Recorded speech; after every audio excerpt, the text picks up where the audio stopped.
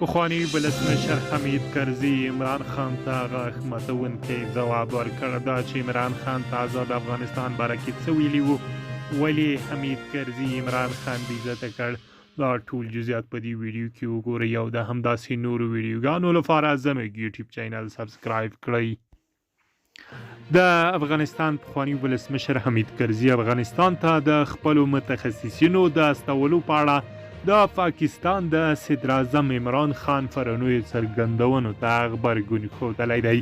حمید کرزي په یوه اعلامیه کې ویلي چې افغانستان د خپلو چارو د پرمخ وړلو لپاره سلګونه زره نجونې او هلکان لري چې په هیواد دننه او بهر کې یې زده کړې کړي دي او د مختلفو برخو ښه متخصصین دي. ښاغلي کرزي په دې اړه د عمران خان د همکارۍ له چمتووالي څخه مننه کړې ده او ویلي دي چې افغانستان بهرنیو متخصصینو ته اړتیا نه لري.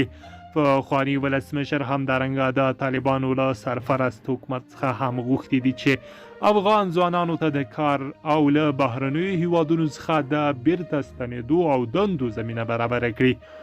د امریکا نیویارک ټایم ورځپاڼې پرون ویل چې طالبان د افغانستان د حکومتولۍ په برخه کې د مسلکي کادرونو له کمښت سره مخامخ دي.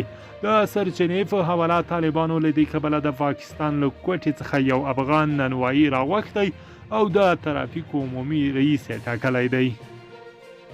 طالبانو په دې اړه له اوسه څه نه دي ویلي، خو خلکو د پاکستان د صدر اعظم څرګندونې غندلي دي او ویلي دي چې عمران خان له افغانستان سره د خپلې مستعمرې په شان چلند کوي.